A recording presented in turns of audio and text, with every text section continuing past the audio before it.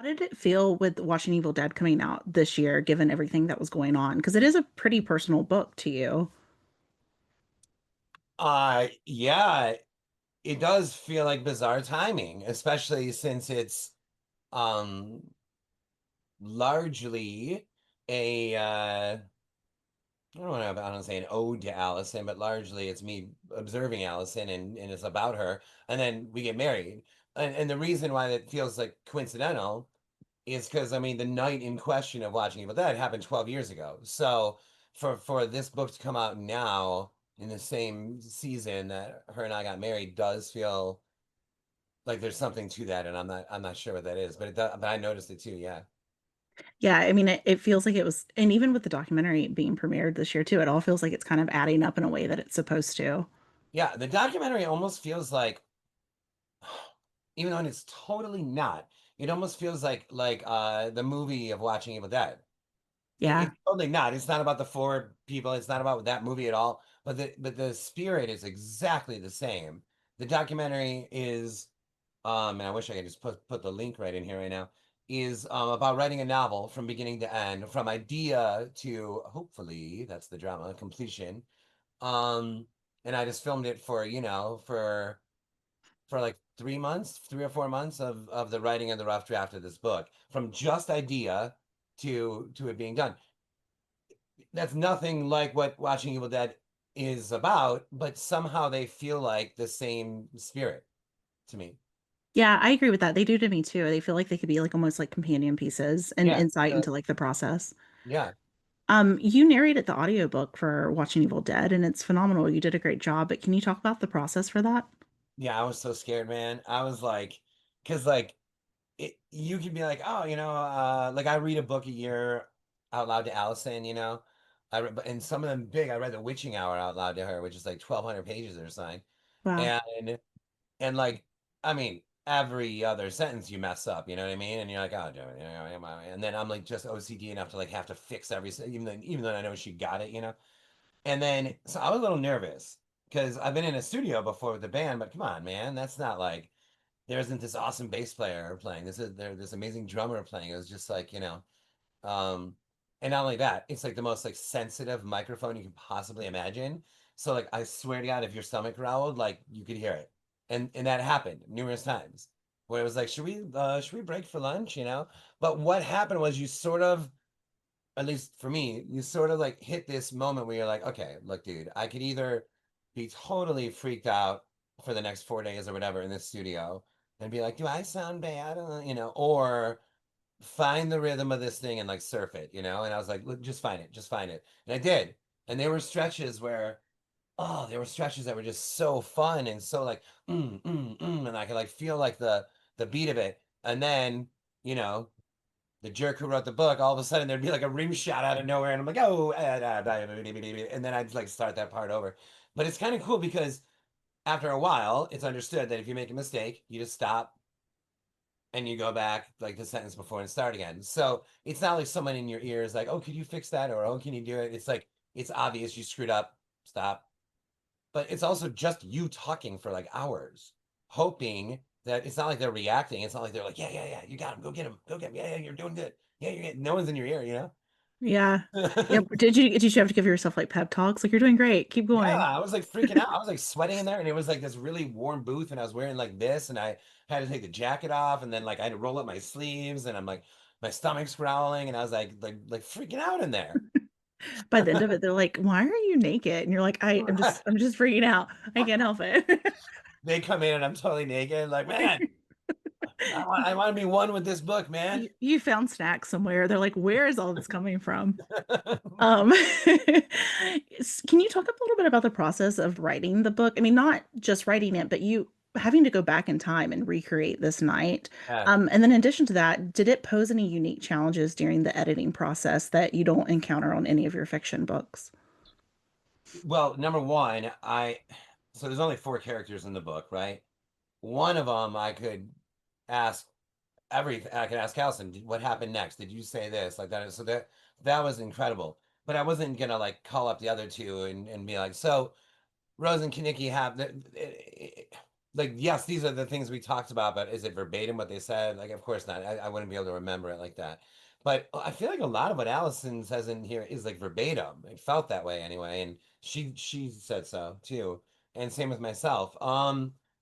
In terms of like it was, man, was it liberating because I don't know what book this was for me. I guess I could figure this out. It's probably like 38 or something, 37, something like that. And so 30, it's my first nonfiction. So man, and for somebody who likes to like stretch or like try something else or like O'Looney is like I've never done anything like O'Looney before. It was liberating as hell. The first few pages were a little freaky, right? Because it's like so you got like a Facebook post, right? I mean, it's like your actual voice, right? Or like the afterword for a book, and you're like, oh, Yeah. wait a minute, shit, this isn't how Mallory sees it, man. This is you. And not and that sounds like oh that should be easier, but like no. Hold on. No. Would I describe the city this way? Would I describe that? Would I say the sun looked like that? Like all was so the first few pages were like, who am I?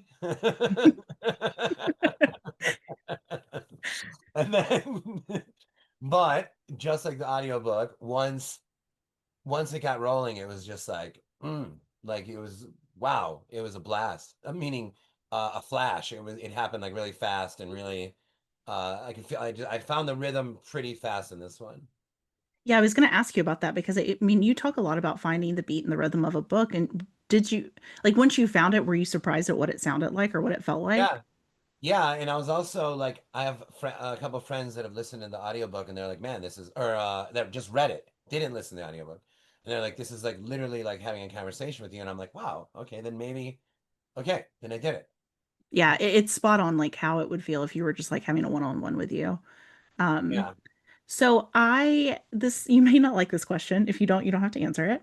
Um, Oh so boy. throughout the book, there's a question that's what does an artist deserve? And you talk a little bit about the readers, about respecting the reader, trusting the reader. But I'm curious if you think readers deserve anything, and if so, what? Well, I guess I haven't, I don't want to say examined that, but I haven't examined that. But my initial reaction is the same thing the author deserves, the work of art, right? Like Yeah. the reader deserves the book, the author deserves the book. It's like when you reach a point where like nothing, like man, we can go online right now and find like a band that has like 400 million listens or plays or whatever that we've never heard of, and you can find numerous scenarios like that. I mean, you'll find like somebody makes like a dumb joke or whatever, and there's 300,000 likes or whatever. So when you start to see that like likes and views and the number of this and the number of sales and this and this and this, none of this, like what is any of this? Like what like if I you we've never heard of the band, but they have 400 million listen. Like are they? So does that mean they're famous? Does that mean they're not? Like what are you actually after here then, right? If these numbers don't actually mean anything, what's left is just the book. And so I guess I would say that, yeah, that's what we both, the reader and the writer, both deserve. Because it's like, and there's a moment later on in Watching Evil Dead, I almost said where the guy says, where I say to Allison, like, I think we all could think of the phrase like, what the writer deserves is just the work of art, but it's the word just or it's the word only that undercuts like how unbelievably big this is. Like I have not experienced anything in my life more thrilling than finishing a book, and I just finished number 42. And so what do I like? What do I want? Like a movie also? Do I want a lot of sales also? Do I want this also? Like this is literally the most gorgeous experience I've ever encountered in my life is finishing a novel. Well, that's what you deserve for finishing it, is that feeling. And for the book like existing. Yeah, I agree with that. I But think like I think that's right it too. seems like a simple answer, right? It does. But when you really start to think about it, you're like, no, by saying and also this, it's like no. Like I'm trying to think of an example of something else that would relate to this. But like it is such a profound experience, and by saying like, well, the writer does all the writer deserves is what he writes, but it's the word all. undercuts how like amazing. There's no all here. It's incredible finishing a book. So like it's like you deserve it because you got there. You finished it. Yeah, I think that's right. I think too, I mean, I think the reader, from my perspective, you deserve the work of art, but also at the same time, I think you also deserve the respect and trust that you talk about too, because I think so often when we don't enjoy books, part of that is because whoever wrote it didn't trust me to figure out what they were trying to tell me. They kind of told me too much about it. Oh, sure, that's interesting. Yeah. Yeah. There's also like I could see a reader deserving like the writer was coming from a genuine place. Yeah. But I say that, but then also I have a weird like sort of uh thing that I deal with in my life where like there are certain writers I know that are like actually aiming to write a bestseller. I can't imagine sitting down and thinking that way. But Yeah. but there are writers that do that that are actually also good. And I don't know what to do with those ones because I'm like you are coming from a place like I would never do what the hell you're doing. I can't even it goes against every fiber of my being to sit down and think like this is gonna sell or this is trending right now, you know? It goes against literally every fiber of my being. Meanwhile, your book's good. What do I do with you? So to say that like a reader deserves like some sort of honesty or some sort of nobility, or you get what I'm saying, coming from this genuine place. I don't know because I've read great books that I don't think necessarily did come from that place. Yeah, I think that's kind of hard because, like you said, some we've read them and we know kind of like we know those people that we know where they're coming Yeah. from, and you're like, oh, this is good, but maybe your heart wasn't in it for the right reasons. Yeah, or it's like I'm like, oh man, oh shit. I'm like totally applauding like in a successful attempt at writing a bestseller, and the book actually this is actually really good. Wow, hey, it's almost like similar to like a pop song or something. But the Beatles set out to write pop song. They set out to write hits. So it is possible to have like both, right? Yeah, Like yeah, the definitely. genuineness and motivated by numbers or something. Well, speaking of hits, Jizzly Bear makes an appearance in this book, Yeah. which I think may be the first time, other than maybe like a stray podcast, that I've really seen you publicly talk about it. And I really liked how you were talking about it. You said at one point that it feels like you were rebelling against yourself. I mean, did it feel a little freeing to be able to write about Jizzly Bear and kind of like own Yes. that directorship? Yeah, and now it's on my Wikipedia page and everything, man. Which I freaking love. I think the documentary sort of enabled that because, like, oh, he made a movie, but wait, he made another one, right? So yeah, no question about it. So when Bird Box comes around, I mean, I'm 14 novels deep. I'm traveling the world with or the world, the country with the band, like everything. You know, it's a lot like Wow Town in terms of like uh what's the right word, art for art's sake and the creativity and it's just like a circus of color or whatever, right? And then Bird Box gets picked up and all of a sudden it's things felt shrink wrapped, things felt produced, things felt, the book is still exactly how I wrote it, but I'm like, speaking on it at the MoMA and in front of, all like USA Today and New York Times and da da da, and everything felt very like professional suddenly. And it was almost like, wait, hold on, wait. I can't I can't stay in that state of mind for too long. What can we do to, get out of this? Well, Grizzly bear is one way to get out of to get out of the professional state of mine. And so yeah, me and Allison's absolutely genius in it, as you know, like freaking genius in it. And in a weird way, that's sort of like a precursor to Wild Town because Allison did all the props, all the costumes. I wrote it, but she like stars. Like it's very similar. Like we scored it together. Jim scores the stuff now. Allison and I used to score the readings before. And so like in a strange way, Grizzly Bear was sort of like opening like that door, like the puppet show door. Like, hey, we can do this stuff too, you know? Yeah. Yeah. Yeah, and I mean we're laughing, but I mean Grizzly Bear's obviously very funny, but it's also incredibly well done. I mean, it's really clever. The props are great. Allison's great in it. Allison's Everyone great. that's in it is amazing. But more importantly, like to your initial point of it, it's like, dude, to go from the MoMA to throwing fake poo at each other with your best friends in the woods felt good. Like it was like, okay, whew, we're still here. Even Yeah. with a book on HarperCollins and coming out and looking gorgeous and on the bookshelves and a book tour and this. No, we're still throwing fake shit at each other in the woods. I realize how insane this sounds if you haven't seen Just Sleep Here, but You should though. you should. You definitely should. It's definitely worth it. You talk a little bit in Watching Evil Dead about writing a novel that becomes the barometer for greatness. So, I mean, for horror, what comes to mind is The Exorcist. This Uh-huh. year, Stephen King compared Incidents to The Exorcist. Is that kind of a surreal moment for Oh you yeah. to have written that and then have one of your books compared to it?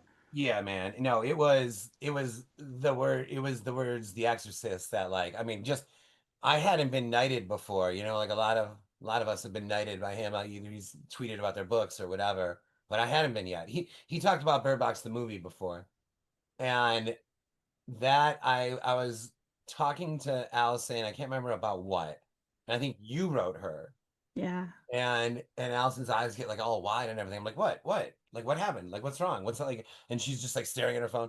She's like, Stephen King tweeted about incidents around the house. I'm like, what? And then I like read, I'm like, oh my God, this is amazing. And then I'm like, whoa, he compared it to The Exorcist. Because the reason that was so thrilling is that I feel like, and let's say you take like a comedian, like George Carlin, Richard Pryor, I mean, so many of them that are like socially conscious, right? That go out and deliver like a meaningful set. Like they are saying something about the state of the world. When they go backstage, I'll bet you there's a side of them, a huge side, maybe the biggest side that says they laughed. And I feel the same way with as being a horror author. Like Bird Box can have all this, it's almost like a Rorschach test, but like what do you see, right? And it can have all these meanings of like the if you look at the world today, you're gonna go mad, you're gonna be blindfolded, right? All these like heavy meanings, whatever. And these are all super exciting like themes and ideas to me. But when I'm like alone in my office, I'm like, it's scared that it's scary. And incidents around the house feels the same way. It's like you did it. Like it's like the equivalent of like you made a good joke. You scared them. Yeah. And so for Stephen King to say, compare it to he goes, this is Exorcist level scary. I was like, I mean, that's like telling, you know, David Cross that he told like a genius joke.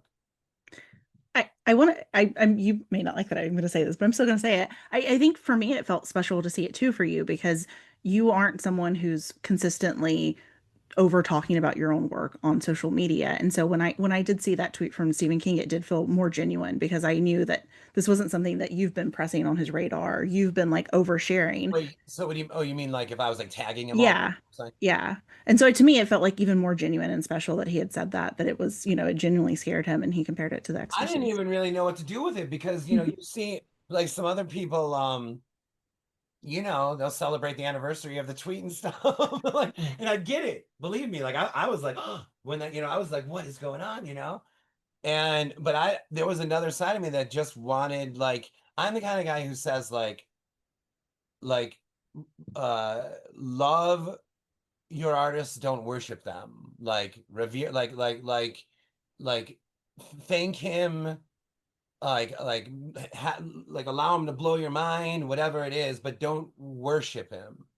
You know, because I feel like once you do that, you're in danger of like saying that this person or this artist or whatever does something that I'm incapable of. I am looking up to that person rather across the room at that person. Eye level saying, "Holy shit, you are brilliant, Stephen King." Yeah. Right? You are a brilliant, brilliant man, and your books are absolutely phenomenal. But I am careful in my life. I have been since I was very young. I'm careful not to like worship like an artist or worship an artist but instead to like sing their praises everywhere I go, but never see it as like we're on different footing or that kind of thing. And I'm not saying you get what I'm trying to say with that. Yeah, I get what you're I, saying. and so I don't know exactly what to do with that like tweet, like because I and so I thanked him, you know.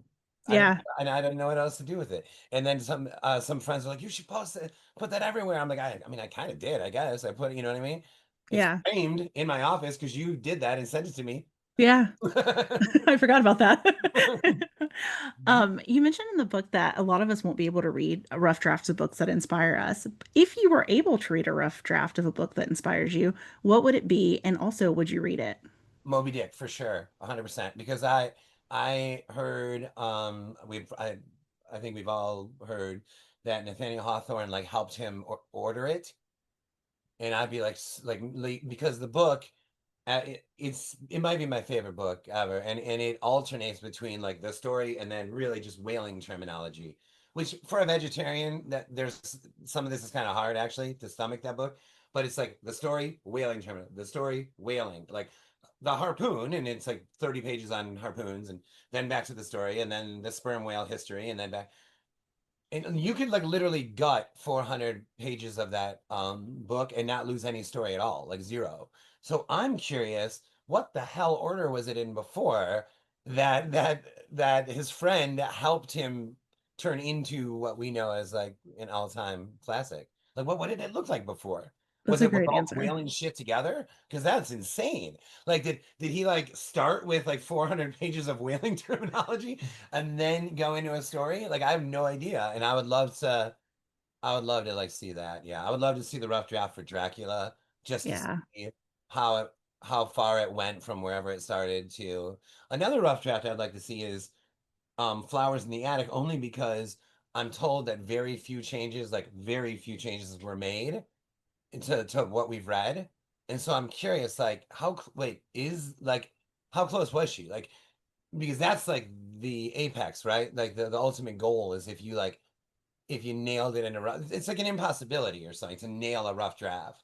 But Flowers in the Attic is brilliant. Like, did she nail it? How close? Like, I want to know how many changes were made. I feel like if you could get a rough draft, that would be like not easy, but like the other ones are going to be extremely hard to get. But like that one maybe is kind of doable. I don't know. Yeah.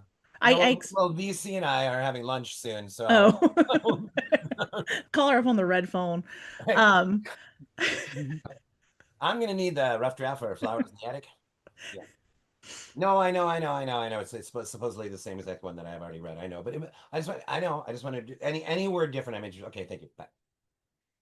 I expected you to say In Search of Lost Time, but maybe that one's close to the same too. Oh Uh, my gosh. I almost feel like that one's probably really close, don't you? I think so. I think Yeah, yeah, probably yeah. yeah. So I know this is my last question before we open it up to everyone else. Blurbing takes up a lot of your time sometimes as an author. I don't want to know who you want to blurb your book. I want to know if there's anyone dead or alive that you would want to blurb their book, or I'll also let you blurb a movie if you want. So I get to blurb like anyone else's like Dead or alive. that wow. Poe for sure, man. Yeah. Yeah, yeah, yeah. I would, man, because I would love to, because something happens where I feel like when you blurb with someone, typically, like, it's almost like you hung out that night with someone, or you shake hands with someone, or like you kind of become like a little bit of friends there, even if it's somebody you don't know. It's like if I see someone at a convention and I blurb theirs or they blurb mine, there's like a sort of like, hey, hi, there's a connection. And I would love to like blurb his book and then like go to the bar with him and be like, hey, can we talk about this for a second? How come every single fucking line is so good? Like, why is every single not only is every single line so good, but every single line is like draped in horror. Like, how'd you do this? I would love to like talk to him about it.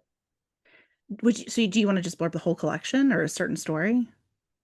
Well, yeah, no, I mean, what's the Tales of Mystery and Imagination? That's like his first like collection, right? Like, yeah, Yeah. I guess it would be that one then, yeah. Do you think that you could outdrink Poe at a bar? Yes, Okay. he was a real little dude, right? Yeah, he was small. Yeah, I think I could. I think I can outshoot him in pool. Oh, I think I can. I don't know. I think I can beat him at basketball. Wow. These are some serious allegations that you're Yes, throwing yeah. against Poe right I now. think. Yeah, can you imagine Edgar Allan Poe like in little shorts, like shooting hoops? Whoa, that's Oh just my God. I real actually can weird. see that With so his clearly mustache. for some reason. Yeah, he'd probably be squirrely. He'd probably be hard to guard. He probably would be like Brad Marchand. He's just like Yeah, right. just like a little rat, just When like a little dude gets. cross-checking people. That's like when I play Alice and she gets like every loose ball and shit. Yeah. This she's better than you at basketball. That's Oh, I've seen it. So um, I'd like to open it up to questions for everyone else if that's okay. yeah. Feel free to take yourselves off mute and ask away, but please do it orderly. Hi, Josh. Hi. Hi. Firstly, thank you for writing Watching Evil Dead. Like as a writer, this it was like incredibly inspiring and sort of freeing. Like just hearing your perspective on it and what does a writer deserve and all of that. It definitely kind of freed up some stuff. So thank you Wow. for writing something so personal that speaks to, I'm sure, so many people. Um, and I'm curious, like you obviously write very quickly. So like my first question is variation on like, do you outline or do you not outline? Or basically that question actually. Do you outline? Is that how you can get these things done so quickly, or is it more like it pours out of you and then you're a quick reviser? Like, I'm just curious, like of your process, or is it different every time? I think well, so I outlined one book. Uh Ghoul in the Cape, which is 300,000 words. It's an absolute beast. And I know from experience that, if you're writing like Bird Box is 68,000 words, if you make it to like no matter what I'm writing, no matter what I'm writing, 35, 40, I can feel out to sea. I'm like I'm way past launching, we're out. I do not know where land is yet. And in a book the size of Ghoul in the Cave, I'm like, dude, if you feel out to sea at like 550 pages deep, you're not gonna find land. So that was the one book where I wrote down like an idea for every scene, which is odd because that one probably comes off as more stream of consciousness than any other of them because it's really a series of vignettes, which I guess Unburied Carol is that too, but it really is like a series of vignettes. So it seems like a weird one to claim to outline. There is an overarch over. Yeah, there's obvious through lines, but I mean that is a kitchen sink novel. But that one was outlined. I I don't know. I think to answer how it happens quickly, I guess once the rhythm is found, it's like oh God, man. I was telling Allison last night, I'm working on one right now where she's like, how's it feel? I'm like, it feels like I'm like running my fingers through like a bowl of water. It's like I'm not even at a keyboard. It just feels like I'm just like It's amazing. I feel like I could be talking to her while I'm doing it, because I know the rhythm of this book. Like I'm there, I'm playing with the band, like I'm in step with the drummer. And so like that I think is the biggest sort of reason that I'm prolific, I think. I'm not saying that means all the Mm. books are great or whatever. Don't even need to qualify that right now as saying that, but it is the drummer. It's finding the drummer. There's been a couple books where I'm not sure that I found it. And Yeah. that's a weird feeling, but then I also wonder maybe those books are cool because they're like a different beat. Like maybe they're jazzier, you know? Maybe it's weird time signature and I'm just thinking 2/4 on the floor, you know? So sometimes if you write like a real weird I'm trying to think of one of mine that was like that. Let me see. Hold on. Yeah, well, that was intentionally like that though. Um, I don't know. There's definitely been some though where I go back and look at the rough draft and I'm like, what rhythm was that? I can't find the beat, you know? But I think because I'm going back to it thinking 4/4. I'm looking for mm, mm, and it was dun, da, da, boom, boom, boom, ba, ba, boom, boom, boom. And like I forgot that, but that's where I was at, during the writing of it.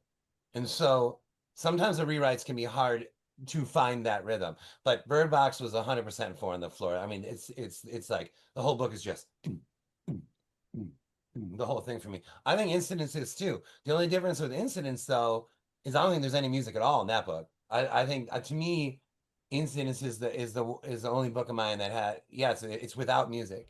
The only the only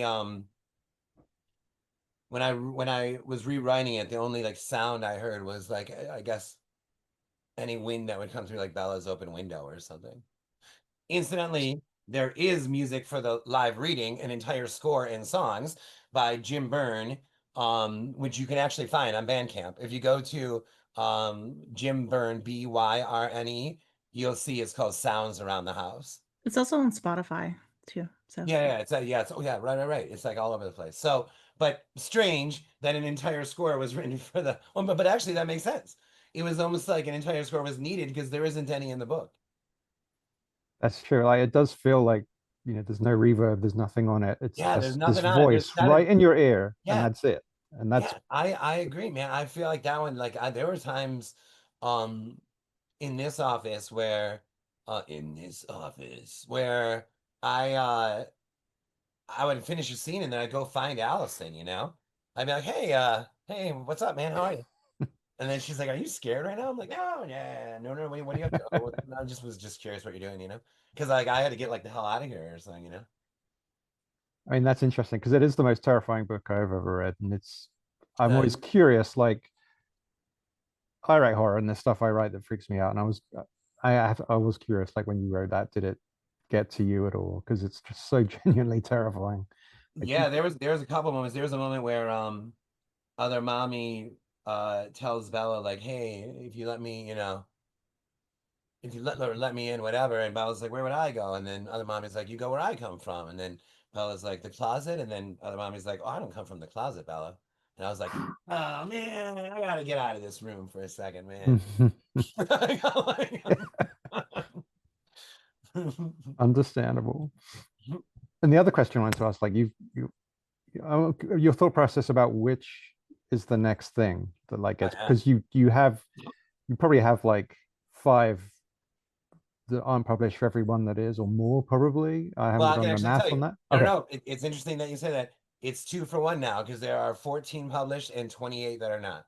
Okay. So All yeah, right.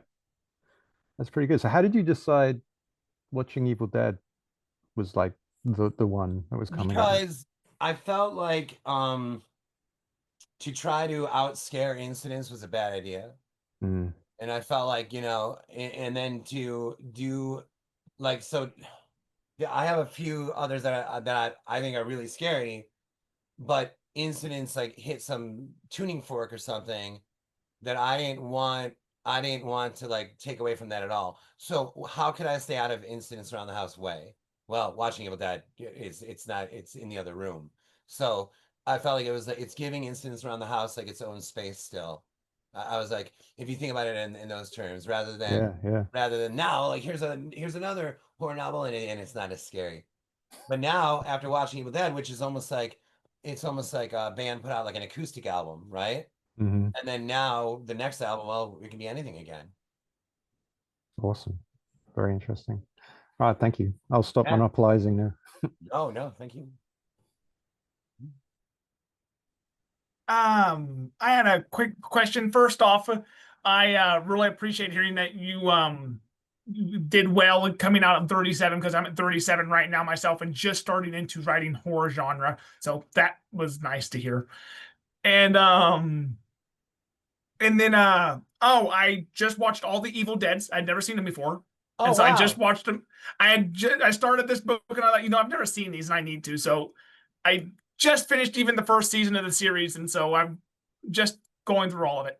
But so as I've been working through horror movies myself, because I'm a little bit new to that genre of movies, is there a horror movie that you feel like doesn't get the recognition it should get, or that nobody ever recommends? Man, there's a movie called Hagazusa. Yeah, I'm like, I feel like I just recommended the most obscure freaking movie. It's like a German student film, but it's on. I know, like, who am I right now? I could put a scarf on for this response here. Oh man, I wish it was closer. I'd love here. I got this T-shirt. Hey, I'm gonna need a copy of Hagazusa sent to Gallagher Green immediately, please. Can you make it available on like Amazon or something? Yeah, yeah, yeah. No. Hagazusa. It's a German student. Oh, you don't know what it is either? No, never mind. I'll tell him. It's it's it's so good and it's so unsettling. And I think it's on Amazon or it's on something, you know what I mean? It's like Hag Zussa, I think. And there aren't that many lines. There are lines from that movie that Alice and I still like will like call out to each other across the house. It's like, oh my God, it's a witch story and it's so unsettling, man. So unsettling. And like, I don't know, like, I mean, but for some reason, I don't know why, somehow I turned out to be the kind of guy that like, I'm a found footage guy. Hagazus is not found footage. But in terms of movies that maybe don't get as much attention, it seems like there's like I'm like a sucker. Any single found footage movie I fall for. Like any single one, I'm like, oh, this is like freaking me out. I don't know why. They all work on me. They all freaking work on me. But if you haven't seen, I'm gonna assume that you did, but maybe you didn't. If you haven't seen Paranormal Activity, that one, that's one of the scariest things I've ever seen in my life. And my friends saw it with me. We all sat in the movie theater, and I walked out of there like scared to go to the car, and they were all like, "That was trash," and I'm like, "What?" I assumed that we were all going through the same emotions the whole time, and they were like, "Nah, that sucked," you know. I'm like, "What?" Yeah. So you'll hear a lot of people don't, you know. I mean, what's scary, right, for you is not for someone else. That kind of conversation goes online all the time, right? And then, but Hegazusa is one that comes to mind. I'll try to think of another one as this goes on, but in terms of like, oh shit, that is scary.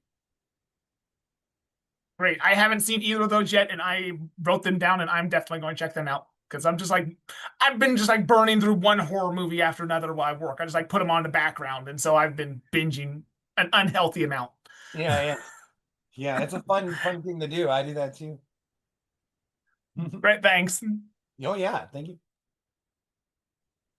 So And is the next time that you write a nonfiction book be after you write another terrifying novel then, or can we expect more nonfiction from you in general? Okay, so interesting here. So I have this fantasy. I haven't even read. Well, actually, I did read one. I read the Screw Tape Letters. This is a box of like 6 by Lewis that I have. I've read one of them, and there's something about like the thin volumes or whatever that this box set that's been sitting in my office has inspired me to write something that I'm calling like the non-fic six, right? Where I would also like love to have 6 like slim volume. I mean, watching Evil Dead's like 200 pages, like 6 like slim volumes throughout, peppered throughout whatever this whole arc or career is, right? But I don't want, in no way do I want it to be related. I don't want it to be like watching Nightmare on Elm Street, you know, like no, no, no, no, like a whole new thing, whatever it is. One of them can just be about bread. So, but I don't know if that would follow a scary. It probably will. It probably will, and I'll think that I'm like thinking of it for the first time the next time. All right, thank you.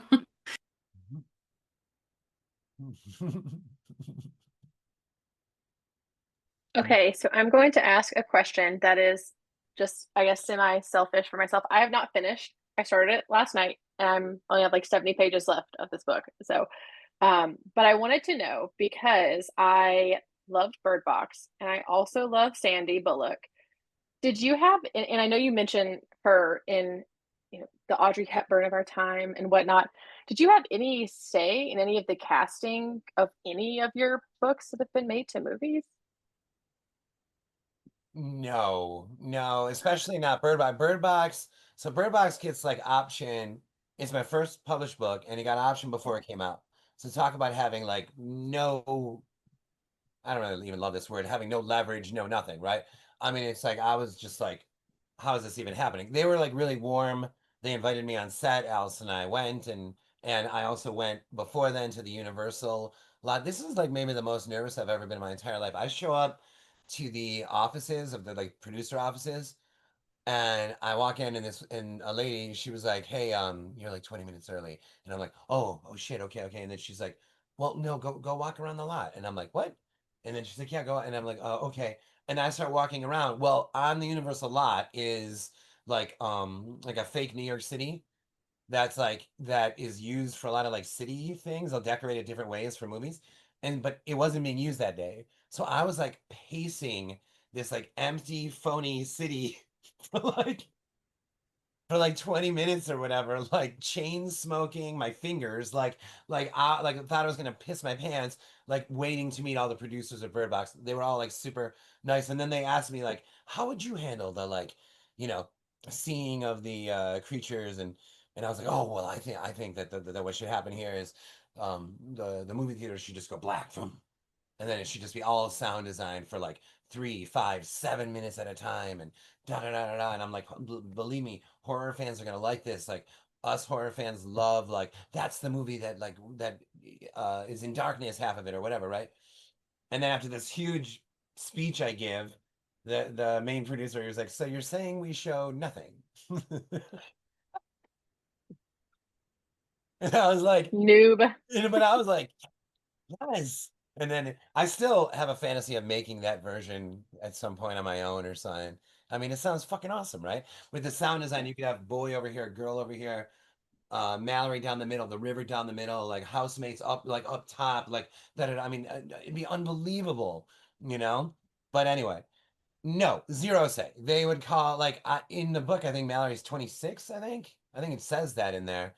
And when I got the call about Sandra Bullock, I was like, there was maybe 0.4 of a second to where I thought like that perfect. Like, I mean, I was like, sounds amazing. I am a producer on Incidents Around the House, and I did see like audition tapes and stuff, but they would have gone with who ultimately they wanted to go with. So it's not. Yes, I was involved, and they were like, you could say they're kind enough to involve me, I guess. But it's not like I was like, hey, we should get, this guy to play Dado. And although there was talk at one point of Steve Zahn, is it Zahn or Zan? Zahn? Of Steve Zahn playing Dado, and I was like, oh my God, he's perfect. He's freaking perfect because he's like a perfect balance of like goofy and like serious, like deadly serious and like deadly goofy, like he's a perfect balance of this. And but he ended up not doing it. But that's okay. That's okay. But that was a moment where I was like, oh yeah, definitely him. Mm-hmm. Interesting. I just love Sandra Bullock, and so I was curious if you picked You her guys, or. you might be interested to hear. So I met Jessica Chastain on the set, and this is cool for us horror fans. So I met her, and I'm not kidding when I say that 20 seconds into meeting her, we were like neck deep in I was about to like make some terrible joke. We were neck deep in banana peels, man. It was unbelievable. No, we were neck deep in like hardcore philosophy of horror. I'm talking 20 seconds into meeting her, and she's giving me like her like sort of like what she considered her feminist like angle on the genre as a whole, and I was giving her my whole horror is a way to Trojan horse childhood into adulthood and all right away. There was no like, where are you from, this or that. It was like, oh, you wrote the book. Hey, listen, you know what I think about this, and I'm like, oh shit. Okay, well, okay, we're going. And it was cool. I mean, like we're talking right now, like immediately, and it was like, all right, this is fucking awesome. It was like between takes. Yeah, that's Yeah, cool. That's good yeah, when you have someone who cares about your project as well. yeah, yeah. Thanks. I think that's like a segue. Um, I was reading horror books without knowing that I was reading horror books. Um, when you're talking about like what is your philosophy on it? And so my husband, who's always read horror books, was like, this incident is so good. Like you've got to read it. And I'm like, okay, but like I have like some hard stops. Like I don't want to deal with anything with like exorcisms or anything like that. He's like, no, it's fine. It's fine. And I was like, okay, great. So I'm like speed reading through the book because it is so intense and wonderful. And I think it's like around like page 180 or something. And I stop and I'm like, what the fuck? And he's like, what? I'm like, I'm so mad at you. It's exorcism. And he's like, no. I'm like, it literally says it's an exorcism. And previous to this, I had seen the exorcism of Emily Rose stupidly in the theater, Oh, and I couldn't sleep for years. oh, And I dude. was like, you know what? I am finishing this book because it is so good. But you are responsible if I wake up in the middle of the night to like escort me to the bathroom or whatever. But I got to tell you, I think it broke the mold for me on like saying I couldn't read certain things or any of the things that I Oh, wow. limited myself to because I could do it, and I was like, and I loved it. It was so excellent. And then I did want to just say that I don't so I'll stop there because I have a question about the watching Evil Dead, but I want to give you a moment to respond. I'm sorry. I think of Incidents Around the House as like if somebody asked me, I think of it as like a possession story, but it is holding a magnifying glass up to the part of the story the entities attempt to get in. So the whole novel is just that part of it. Whereas in like The Exorcist, Reagan's how she is, and then she's possessed, and now they got to get rid of it. And I'm not saying like, oh, all possession books are the same. They're not. But typically, you were trying to get the fucking thing out. And at some point, writing Incidents, I was like, oh my God, dude, this whole book is gonna be just waiting for we're waiting for Bella's answer.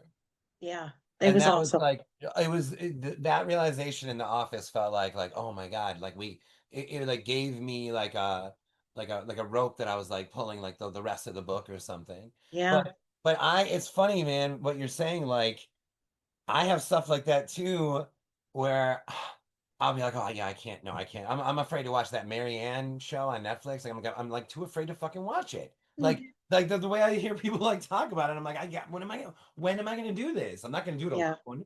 And then like, but then I think about it like I have a sense of horror in the same way that like Sarah Silverman has a sense of humor, right? Like I'm yeah. the exact right guy that should be watching Marianne because it does scare me.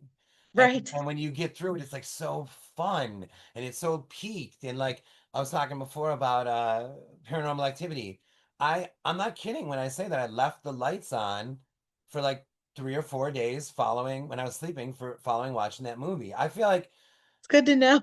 yeah, I feel like the brilliant works of horror for me are the ones where like and really I can kind of do this with all of them, but where like I believe in vampires for the duration of that vampire book. I believe in demons for the duration of that possession book. And then the really, really brilliant ones, I still believe it a few days after. That's awesome. That's so awesome. Yeah. Um, so with that being said, my husband and I started a podcast on the same, like kind of the concept for this, right? And we had Amber on the show and talked about watching Evil Dead. And I marked the whole book up. I loved everything, but I feel like I go back to the beginning of the book of the concept about the fork and knowing that word. Yeah. And like the number of people I've like interviewed now on the podcast that are like, well, I didn't think I could do this, like the just like insecurities they have as a writer and stuff, and just saying like, imposters, right? Just feeling like, and I'm like, did you hear this line? Have you read this portion? And I was just, there's so many points in that book that I felt like you were almost like therapizing me. And we talk about that a lot on our podcast of saying like heart is therapy. And my question is like, did you realize you were writing this as almost like in a way of like a writer's self-help book or like a therapy thing to like coach people through, because there's these moments of like so much wisdom and that I just sat with. And I think that's why the book is so special to me, just because even if we weren't talking horror, I feel like this is something that I could coach through with like my sales team or something like that. Like you've got these nuggets that transcend genre for me of just really good things for encouragement for humans. Wow. I that was amazing. That was amazing. I don't no, I didn't think in terms of like self-help or that kind of thing. But after a while, or definitely during a rewrite, I mean I saw that as well or something, you know what I mean? And I felt like like when I started talking to Del Rey, which by the way, oh my God, I can't even believe that Del Rey put out a book like this. Like it's just so out of their zone or whatever. But we were talking about that. We're like we have to admit that there is some writer guide here. There is some self-help here. Whether that's what you were sitting down to do, which it wasn't. It was like this is more like the equivalent of like um uh hmm, like just like all the thoughts running through my head that night or something and like thoughts on like it all or whatever. But then reading it back, I'm like, no, what would I hope would happen if somebody read this book, what would I hope would happen after is that they immediately are like, maybe they don't even finish this. They're like, you know what, fuck it, I'm writing my book. Like that's it, I'm doing it. Or as you said, it doesn't even have to be art. It could be like anything. It could be like, you know what, you know what, I am gonna fucking call that guy, or I am gonna like give that speech, or I am gonna. I mean, That's what it's it was. so It transcended. It was like anything you've been wanting to do, you should just do it. And not because you're going to get paid or published or anything. It was like, yeah, do it because it lives in you, and that's the satisfaction of doing it. yeah, and like this is something that I talk about or think about often is that like what oh my gosh what wonderful like identity there is to be found in there, right? Because you now if you do it, it is a part of you. You are the kind of person to do it once you do it. So it's like you know, you could be like, oh, this is unlike me. And I know the book talks about stuff like this. Oh, this is unlike me. You know, the most recent book, Oh Looney, felt almost like it's scary, but at times felt almost like a Irish mob story. And I'm like, what the fuck am I? What is this? But then it's like now you do that too. Now that's in there too, and it's like that's exciting to me. And all it takes is like you said, like who cares? I don't even know if Old Looney's ever going to come out. There's 27 more over there, right? And so it's like, but that is now part. So the identity side of it, I am the kind of guy to also not just in terms of like variety as an artist. I'm the kind of person that said I want to write that story or give that speech or have present this project, whatever it is, right? And then you actually did it. So like there's confidence to be found there too. That is well beyond whether or not the fucking book is good or bad. Who cares? Like who cares? You had an idea to write a book and you did it.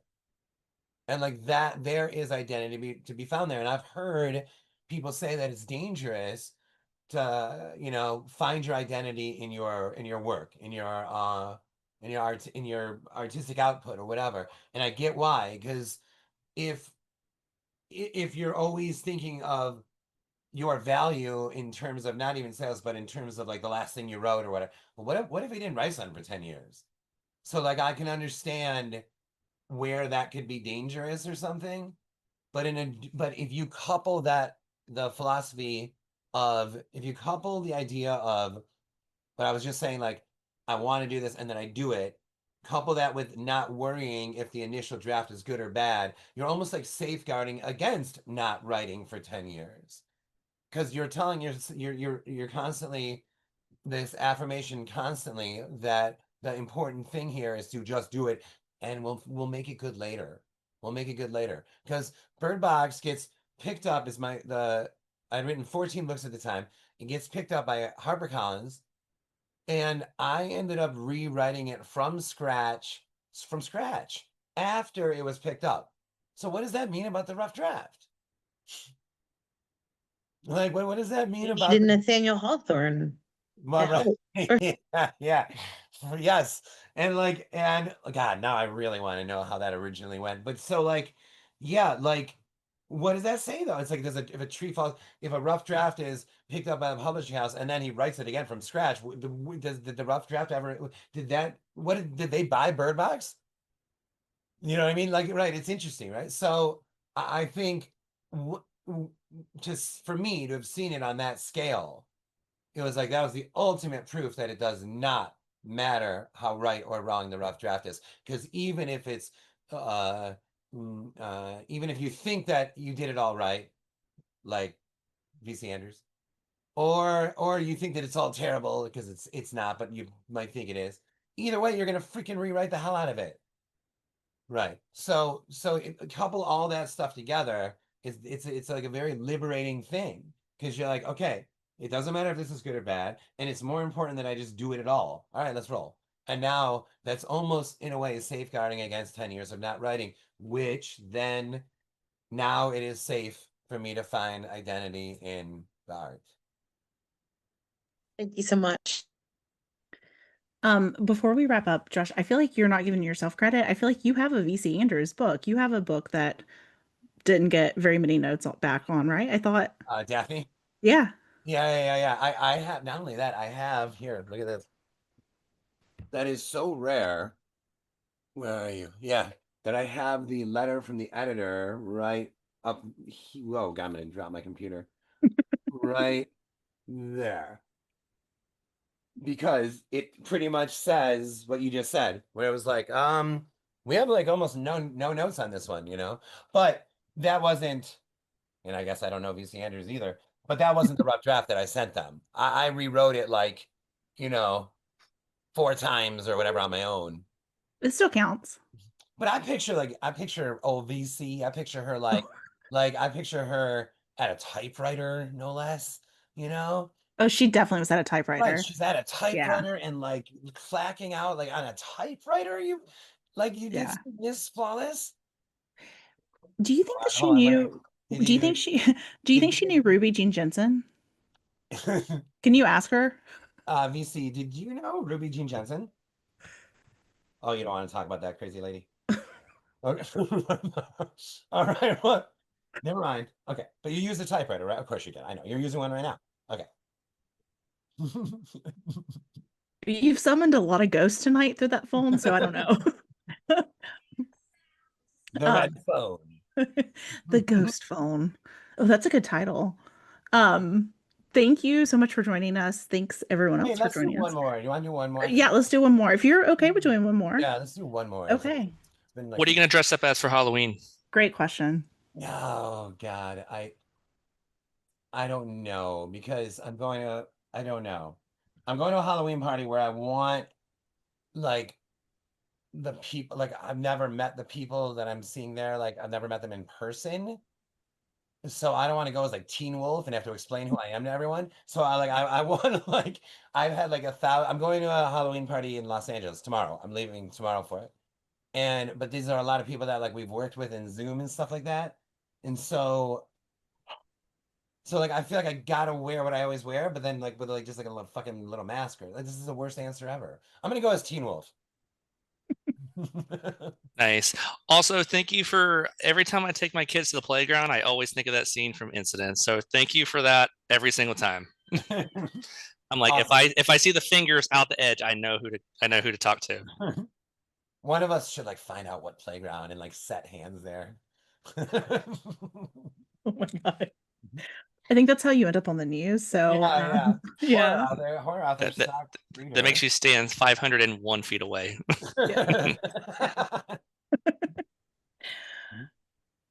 Okay. Thank you so much for joining. Thank you, Josh. I know you're super busy, so I appreciate you taking the time to talk to us tonight.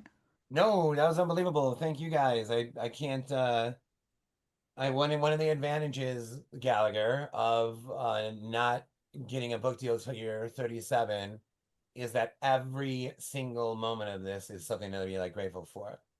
You know, like like what we're doing tonight is like was once like a Joe, maybe one day I'll talk to people to talk to a group of people that had read a book I wrote. You know what I mean?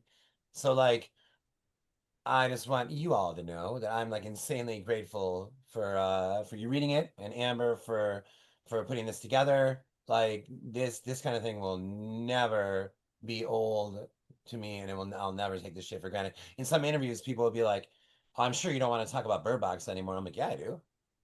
I'm like, what do you think I'd rather talk about, man? I didn't have a published book till I was 39 years old. Do you think I want to talk about anything else? Come on, let's roll.